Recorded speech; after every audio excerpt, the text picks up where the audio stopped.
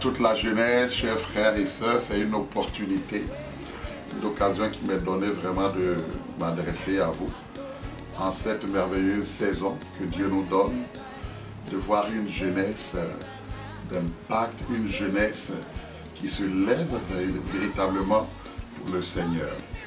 Alors j'ai eu l'occasion et surtout j'ai eu à cœur d'échanger un peu avec vous parce que j'ai pris le temps de vous observer, j'ai vu le potentiel, j'ai vu des jeunes gens qui sont appelés à accomplir de grandes choses avec Dieu et j'ai eu vraiment à cœur de vous adresser ces quelques mots d'encouragement. Et avant toute chose, je prie que simplement le Seigneur vous accorde sa grâce d'être des hommes et des femmes d'impact, d'être des tueurs, des géants, d'être des jeunes qui influencent leur génération. Alors Saint-Esprit, inspire ce moment, conduit ce moment et parle-nous au nom de Jésus. Amen. Alors j'ai eu à cœur aujourd'hui de m'adresser à vous simplement à partir d'une réflexion. Une réflexion biblique que j'aime beaucoup parce que celui-là même qui donne ses conseils non seulement est crédible, mais c'est quelqu'un qui a été un témoin oculaire de Jésus lui-même. Et je veux parler ici de l'apôtre Jean. Alors l'apôtre Jean nous dit dans l'une de ses épîtres, l'une de ses lettres, dans 1 Jean chapitre 2. Et je vais lire pour vous du verset 12 au verset 14. Il dit ceci: je vous écris ceci, enfants, vos péchés vous sont pardonnés à cause de ce que Jésus a fait. Je vous écris ceci, Père, vous connaissez celui qui est dès le commencement. Je vous écris ceci, jeunes gens, vous avez vaincu le diable. Dans l'autre version, vous avez vaincu le malin. Je vous le confirme, enfants, vous connaissez le Père. Je vous le confirme, Père, vous connaissez celui qui est dès le commencement. Je vous le confirme, jeunes gens, vous êtes forts. La parole de Dieu demeure en vous et vous avez vaincu le diable. Amen. Alors, quelques observations simples à partir d'une telle lettre merveilleuse. Jean s'adresse à 3 catégories de personnes, je dirais même à 3 niveaux de la vie chrétienne. Ici, il s'adresse d'abord aux enfants. Donc, ensuite, dès qu'il s'adresse aux enfants, il va jusqu'au Père. Il dit aux enfants 2 fois. On remarque qu'il le dit 2 paroles pour chaque tranche d'âge. Il dit aux enfants, vos péchés vous sont pardonnés. Parce que nous sommes conscients que lorsque nous sommes jeunes dans la foi, nous luttons, nous sommes dans la phase où nous luttons encore contre le péché. La plupart du temps, notre vie chrétienne est assaisonnée de beaucoup de temps où le Seigneur, je te demande pardon pour telle chose. Et souvent, nous ressortons de ce moment en disant, en prenant la bonne résolution, on dit, Seigneur, ah oui, si je veux me lever pour toi. Et puis, quelques temps après, sans forcément faire exprès, on retombe dans ces travers-là et on revient dire, ah Seigneur, compassion de moi, Seigneur, je te demande pardon. Donc, on voit qu'il y a comme cette bataille-là, ce combat vis-à-vis du péché, qui dit simplement manquer le but. On manque souvent le but. C'est comme un jeune conducteur qui commence et qui souvent sort un peu réellement de sa trajectoire. Et le péché, donc, c'est comme une lutte vis-à-vis de ce qui nous tenait, qui tient nos vies. Et donc il a dit simplement avec une assurance, Jean dit, comme père, quelqu'un qui était âgé à cette époque, il dit, jeunes gens, petits enfants, je vous dis, vos péchés vous sont pardonnés. Parce que ça c'est une œuvre que Christ a déjà accomplie à la croix. Ce qui fait même la force, la nature, la pesanteur du péché a été déjà domptée, a été déjà vaincue. Alors il dit, vous avez vos péchés vous sont pardonnés.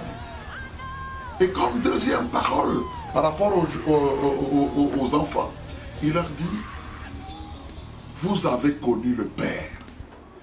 Il met les jeunes dans la foi, les plus jeunes dans la foi, donc les enfants, il les met dans un rapport, dans une filiation extraordinaire, en disant, réellement, vous avez connu le Père. Dieu n'est plus un Dieu lointain, Dieu n'est plus un Dieu philosophique, mais il est un Père. Alors, qui dit Père, dit c'est ma source, je suis sorti de lui, j'ai été tiré de lui. Et donc, il nous met dans cette relation extraordinaire. Donc, après avoir dit cela, il s'adresse au Père. Mais en s'adressant au Père, il leur dit exactement la même chose. Il dit, je vous écris Père, parce que vous connaissez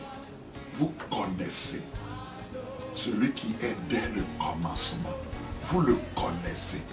Et à la fin, il leur dit la même chose. Il dit, je vous répète ou je vous écris Père, vous connaissez celui qui est dès le commencement. Une façon de dire que vous avez une expérience avec Dieu.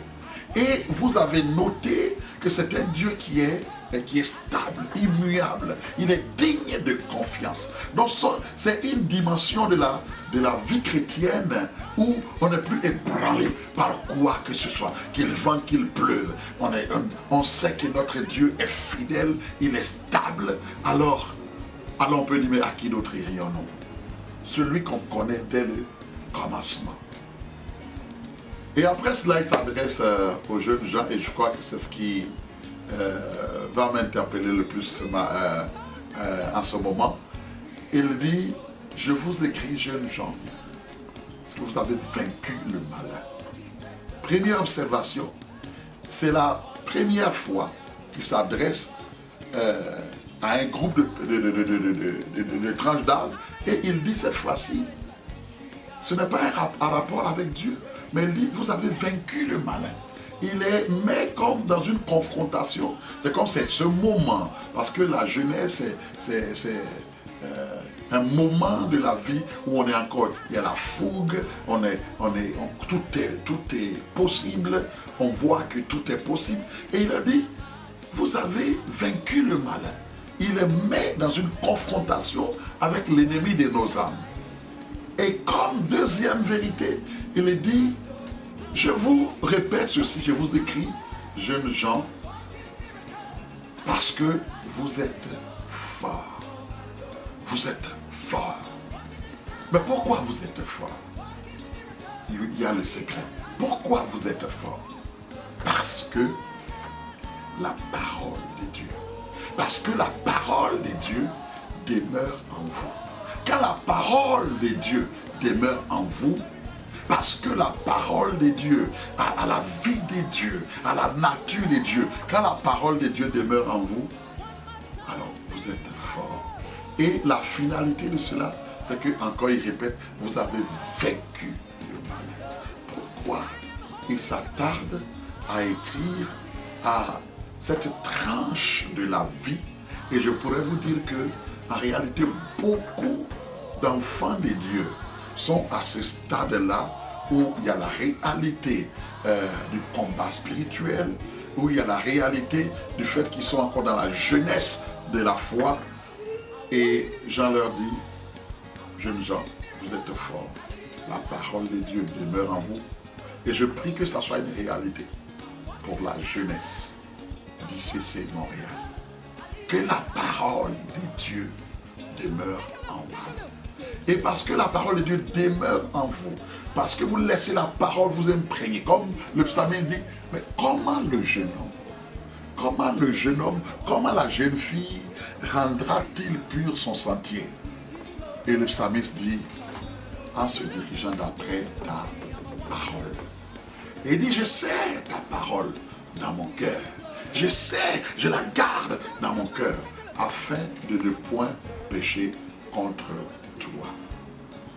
Jeunes gens, jeunesse d'ICC Montréal, je décrète, je déclare, à l'instar de Jean, que vous êtes forts. Car la parole de Dieu doit demeurer en vous, et parce que vous avez vaincu le mal. Alors sur le fondement de cette pensée biblique, je voudrais partager avec vous deux principes. Deux principes importants qui vont vous faire gagner du temps, et qui en même temps vont vous permettre de saisir dans toutes les situations conflictuelles qui pourraient arriver dans la marche de ce mouvement, de ce groupe de jeunes, qui pourraient vous amener à régler vraiment une telle situation à partir de la parole de Dieu. Alors, les deux principes sont les suivants. C'est d'abord la loi de l'escalier. La loi de l'escalier, selon Matthieu 18. Et avant de lire ce passage important que nous méprisons, que nous négligeons souvent, il est important de comprendre un peu le contexte immédiat. Jésus nous parle d'un berger, d'un homme qui avait 100 brebis et qui en perd une et qui s'en va, qui laisse là les 99, qui s'en va même dans les montagnes, il va à la recherche de la brebis qui s'est égarée, et lorsqu'il la retrouve, cette brebis lui procure tellement de joie, tellement de joie. C'est l'idée de savoir que le but, la pensée de Dieu, c'est que pour une brebis, pour une âme, on doit payer le prix, parce que le royaume de Dieu doit gagner. Et par la suite, le Seigneur donne une autre réflexion, parce qu'il y a l'un des disciples qui lui parle de pardon. Comme dans tout mouvement, comme dans tout regroupement, il y a des frictions, il y a souvent des situations qui font que, bon, écoutez, on dit non, c'est pas normal, ce frère-là, cette sœur-là a agi de telle façon à mon égard, ah non, pour cela, moi, je n'ai plus envie, ça ne me tente même plus, et tout. Alors, qu'est-ce que nous devons faire? Alors, il y a l'un des disciples qui nous a dévancés en disant, mais Seigneur, finalement, combien de fois moi je dois pardonner à mon frère? Combien de fois je dois pardonner à ce frère, à cette sœur-là qui m'embête, qui me crée toujours des problèmes? La dernière fois j'ai pardonné, hier encore, et puis finalement combien de fois? Est-ce que je dois lui pardonner 7 fois? 7 fois parce que la Bible, nous savons que le chiffre 7, c'est le chiffre de la perfection. Mais le Seigneur va aller plus loin que ça. Il dit, tu vas pardonner à ton frère 70 fois 7. 70 fois 7. Mais une façon de dire, tu vas continuellement lui pardonner. Et pour appuyer une telle pensée, Jésus lui dit, voyez, il y a l'histoire d'un roi, un roi qui voulait qu'on lui rende compte, et il s'est rendu compte que il y avait l'un de ses serviteurs qui lui devait une énorme somme d'argent. Et essayons, je vais m'efforcer d'évaluer dans nos réalités ici. C'est comme si cet homme-là lui devait au moins 10 millions de dollars. Alors, le roi l'appelle et dit, mais écoutez, il faut que tu payes ta dette. Il faut que tu payes ta dette. Sinon, tu vas être esclave à la fin de ta vie. Je prends ta femme, je prends tes enfants et je vends tous tes biens jusqu'à ce que tu me rembourses. Mais une telle somme, une somme tellement énorme. Alors, cet homme va supplier. Il supplie le roi. Il dit, ah, aie compassion de moi, aie compassion de moi. Et le roi lui remet toute sa dette. Croyez-moi, si nous sommes conscients, proches des réalités du Proche-Orient ancien, nous allons être scandalisés d'apprendre que le roi remet une telle dette à cet homme.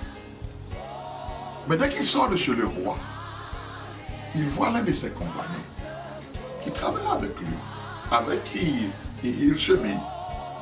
Mais ce compagnon lui devait 100 dollars. 100 dollars.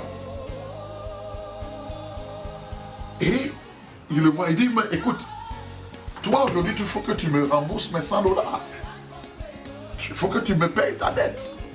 Et chose étonnante, c'est que son compagnon utilise pratiquement les mêmes termes que lui, il a utilisé devant le roi. Il dit non, aie compassion de moi, aie pardon.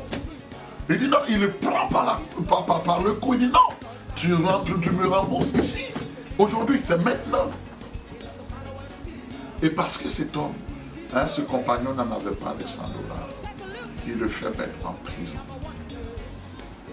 Il le fait mettre en prison.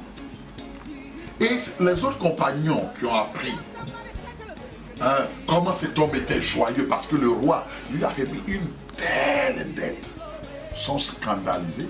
Et cette histoire arrive aux oreilles du roi. Il dit, mais tu es odieux. Il appelle ce serviteur-là. Il dit, mais tu es odieux. Tu es sans cœur. S'il y a bien quelqu'un qui peut comprendre le pardon, la remise d'une dette, la remise d'un péché, c'est bien toi. Parce que, en réalité, Christ a payé le prix pour nous. Christ a payé le prix pour nous. Nous sommes ceux qui devons comprendre la portée du pardon à accorder à notre prochain. Et donc, voici deux passages qui encadrent la loi de l'escalier dont je vais vous parler. C'est un passage que nous connaissons plus ou moins, mais que nous ne mettons pas souvent en pratique.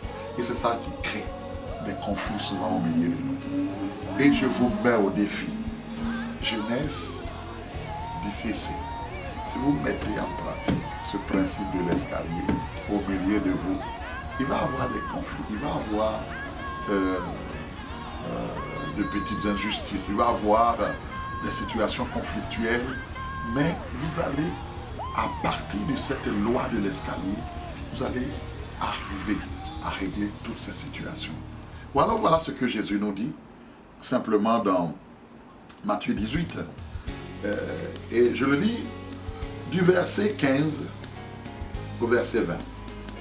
Jésus dit, si ton frère s'est rendu coupable à ton égard, va le trouver et convainc-le de sa faute. Mais que cela se passe en tête à tête. S'il t'écoute, tu auras gagné ton frère. Le but, c'est gagner ton frère, c'est gagner ta soeur. S'il t'écoute, tu auras gagné ton frère ou ta soeur. Comme le berger qui va gagner, retrouver la 100e brebis perdue. S'il ne t'écoute pas, reviens le voir en prenant avec toi une ou deux personnes pour que tout ce qui sera dit soit appuyé sur les déclarations de 2 ou de 3 témoins.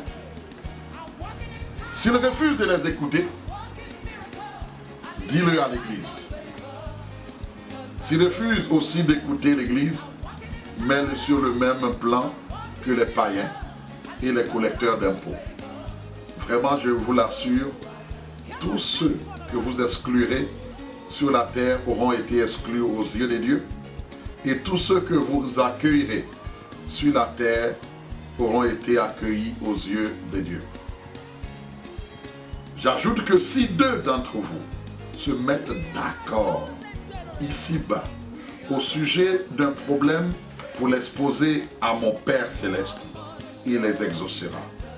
Car là où 2 ou 3 sont ensemble en mon nom, dans d'autres versions, assemblés en mon nom, je suis présent au milieu d'eux. Quel est le principe de l'escalier? Voyez, dans n'importe quelle situation conflictuelle, le Seigneur nous demande, comme première démarche, c'est toujours aller vers mon frère, aller vers ma soeur. C'est la première marche de l'escalier. La première marche. Avant même quoi que ce soit, il dit, ton frère s'est rendu coupable à ton égard. Il a commis une faute. Tu l'as appris. Tu vas voir ton frère. Le but, c'est chercher à le gagner ou à la gagner. Et je vous dis que quiconque fait cela, dans 90% des cas, sinon plus, la plupart du temps, on arrive à régler ce problème-là entre nous. Parce qu'en se parlant, on se comprend, on dit, ah mais écoute, excuse-moi frère, excuse-moi soeur, je n'avais pas vu ça sous cet angle. Et puis on sort de là, on prie ensemble, on bénit le Seigneur, et puis là, nous venons de vaincre le malin. Le royaume de Dieu vient de gagner. Mais supposons qu'on n'ait pas eu l'occasion de s'entendre. La Bible dit maintenant, prenez la deuxième marche de l'escalier. Prends un ou deux témoins pour que à trois maintenant, vous allez voir le bien-aimé ou la bien-aimée pour chercher encore à le gagner. Toujours dans cet esprit-là de le gagner. Deux, trois témoins et on expose la situation. Donc comme ils ne sont pas directement dans le conflit, et je dis bien deux, trois qui vont être des témoins, la plupart du temps je vous conseille d'en ne pas chercher des gens qui ont déjà pris parti pour vous là, parce que ce serait biaisé. Voyez, prenez quelqu'un, puisque vous avez à cœur de régler la situation, prenez des gens de préférence qui ont une certaine maturité, qui peuvent faire une meilleure lecture de la situation. Et si malgré cette deuxième marche de l'escalier, ça ne va toujours pas, on dit maintenant présentez-le à l'église. Quand on dit le présenter à l'église, ça ne veut pas dire venir prendre le micro et puis voilà le frère m'a fait ça. On parle de l'ordre que Dieu a établi. Il y a des responsables de l'église, il y a des pasteurs, il y a des anciens qui sont établis sur l'église. On va leur exposer la situation. Ah, voici, je suis allé voir mon frère, je suis allé voir ma soeur, mais la situation a perduré. J'ai pris deux, trois témoins, ça n'a pas changé, on est venu vous voir. Et toute cette démarche est toujours dans le but de gagner un frère, une soeur. Mais si malgré tout cela, malgré l'intervention des responsables de l'église, la personne dit non, moi je veux rien savoir, qu'elle ne manifeste pas de pardon ni de repentance, on dit de considérer cette personne vraiment comme un païen, comme vraiment quelqu'un qui n'a aucune crainte de Dieu. Mais voyez, qu'est-ce qui arrive la plupart du temps quand nous avons il y a des petits conflits entre nous, des malentendus entre nous. Si j'ai un problème, on dit tel frère, ah il m'a dit ça, il m'a regardé ainsi, il m'a répondu comme ça. Au lieu d'aller le voir, on ne prend même pas soin de prendre la première marche. On va souvent à la deuxième marche. On va aller prendre déjà deux, trois témoins, et pas des témoins crédibles, des gens qui sont proches de nous. Et puis on va rapidement leur dire, mais écoutez, ce frère-là, cette soeur, il m'a fait ça, il m'a dit ça. Et donc on commence déjà à faire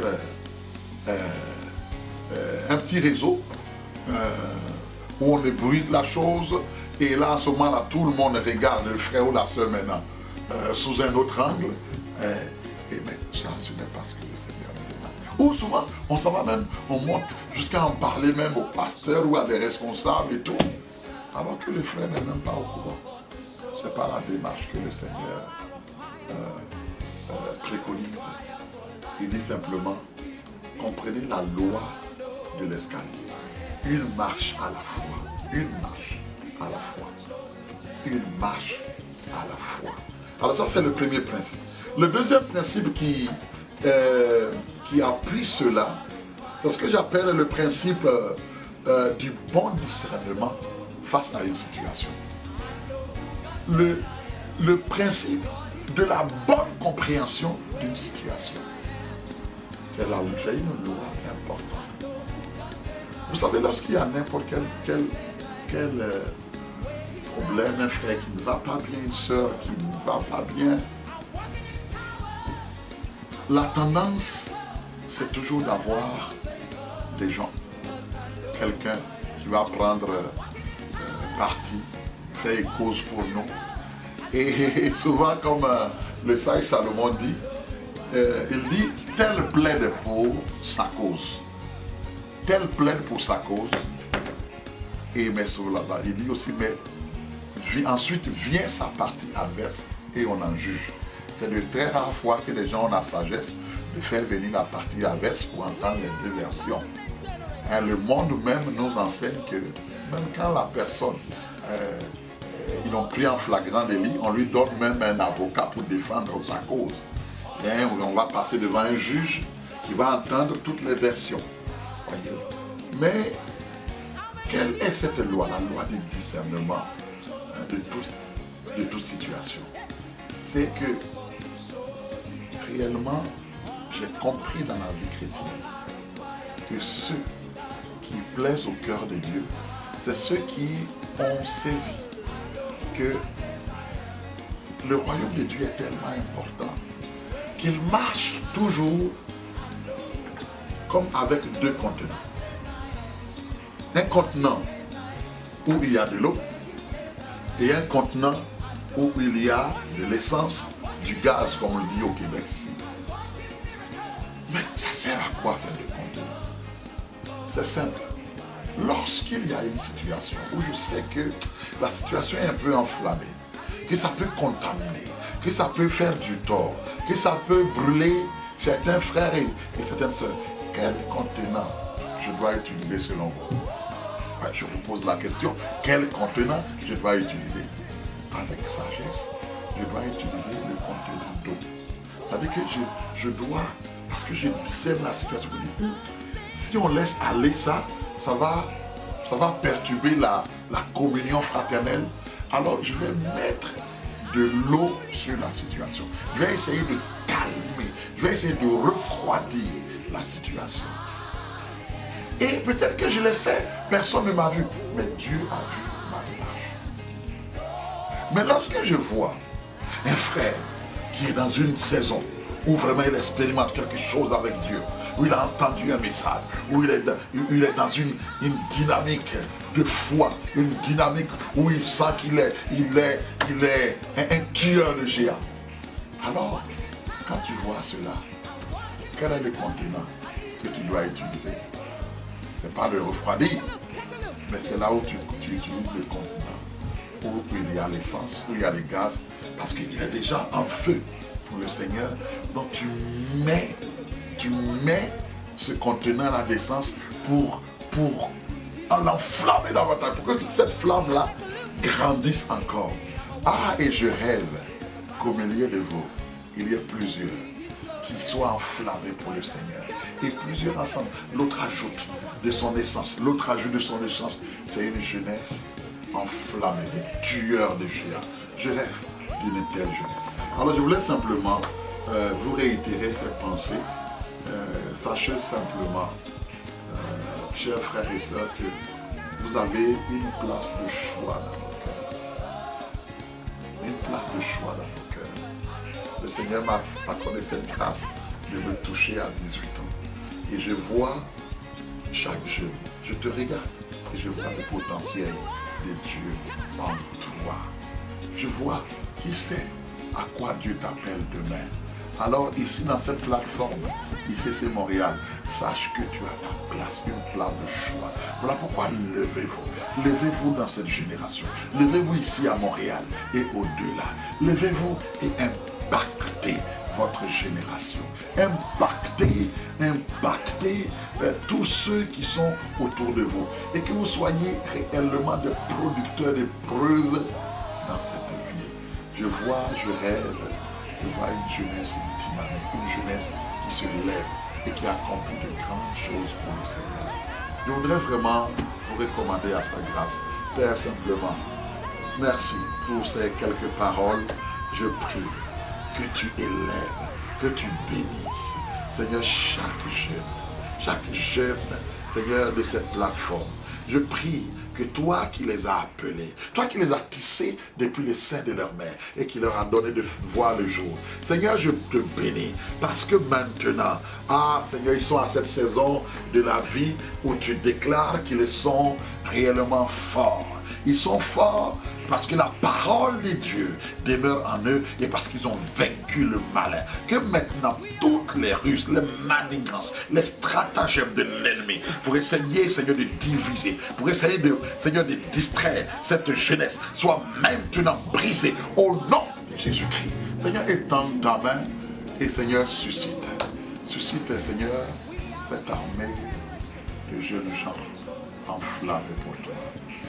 Alors vraiment que le Seigneur vous fortifie, demeurez bénis et puis on est ensemble. Voilà, nous vous aimons.